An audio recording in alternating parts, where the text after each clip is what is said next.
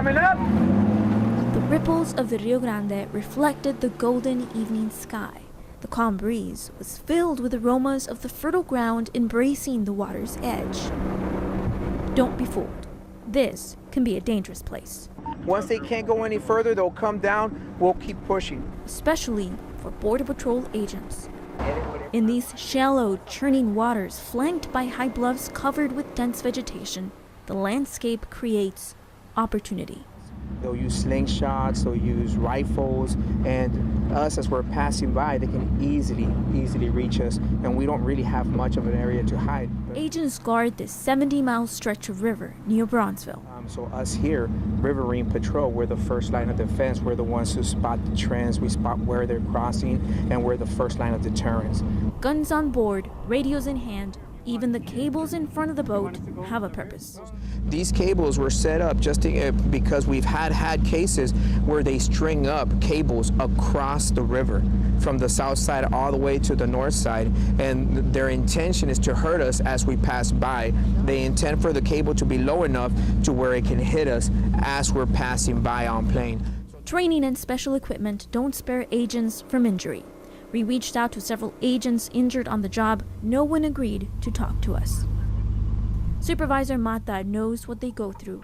One of his agents was injured a few months ago when a bullet grazed the back of the agent's neck. That we had vessels going in through this section, and we had the first vessel spotted a person on the south side with a long arm, with a rifle, and they called it out, but since we were moving in motion, the second vessel had no other option but to keep going as fast as they could, and the person on the south side went ahead and took shots at the vessel. They hit one of our agents behind the head, and they also hit the vessel a couple of times. Operations like these are carried out across the U.S. Out of all 20 sectors, the RGV is the most active. Valley agents were responsible for almost half of all apprehensions. The green bars indicate total apprehensions in the last 3 fiscal years. Red is what Valley agents were responsible for, even though they had fewer agents than the Tucson sector. Historically, the sector with the most agents, Tucson, claimed the most injuries. That changed last year. Rio Grande Valley agents submitted 759 claims. That's 1 out of every 5 claims that year. That figure sticks. Overall, 1 out of every 5 traumatic injury claims were from Valley agents for the past few years. It gets worse when we zoom out. Texas proved the most injury-prone state, with 1 out of every 2 claims coming from here. That's half of all claims. I would say most of those don't even get reported. It doesn't come as a surprise to Chris Cabrera. So we do see a lot of people, and we do see a lot of people that are really trying to get away. So that leads to, sometimes they end up in fights, sometimes they fall chasing somebody. An agent and spokesperson for the National Border Patrol Council in the Valley, Cabrera is intimately aware of the sources of these claims. Muscle and ligament injuries are the most common nature of injury. Other claims include puncture wounds, burns, nervous system injuries, and mental, emotional, and nervous conditions. Most causes for these injuries in the Valley are unknown. Many happen as a result of falling into things like holes or off of structures. Some are due to violence, enemy action, and even accidental shootings. The other form the Valley has a strong grip on is the CA2. These are filed for occupational disease. Flu, strep throat, scabies, lice, chickenpox, you name it, it comes through here, through the Rio Grande Valley, and our agents are the one processing them, taking them into custody and dealing with them. So with that, you're going to have the exposure and ultimately the either injury or illness.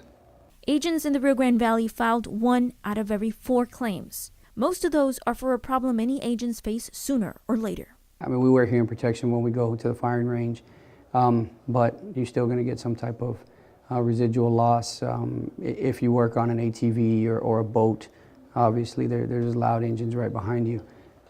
It's just, unfortunately, it's part of the job that most of our agents, by the time they retire, have some form of hearing loss. Claims were also filed for testing positive for TB, contracting an infectious or parasitic disease, and even tumors, cancer, and related conditions. The sources vary from explosions to animals or insects or weather exposure. Day turns to night. Operations continue. Equipped with night vision, navigation, surveillance, and a coordinated team, we pressed forward.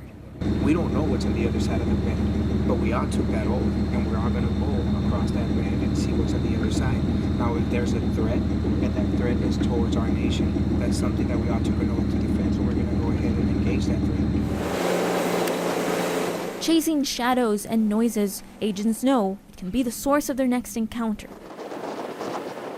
Shallow waters kept Border Patrol out of this area in Bronzeville. Agent Fausto Vasquez noticed more rocks hurled their way recently. He has a theory about that. But now that we have those shallow draft boats that we can reach those areas, I guess the smugglers are not used to seeing us there, and they're getting more and more desperate as far as getting their drugs and aliens across. We didn't see any rocks thrown their way during our time on the river. Just as we were about to leave, agents got a call of a group of about 20. Taking off to the ramp. Beams of light pierced into the thickets of brush. The group moved southeast. The boats kept up. It turned into a waiting game. Agents not knowing what to expect next. 10-4 agent inquiring about the group. I lost him in the brush. Last seen going downriver towards the 2050.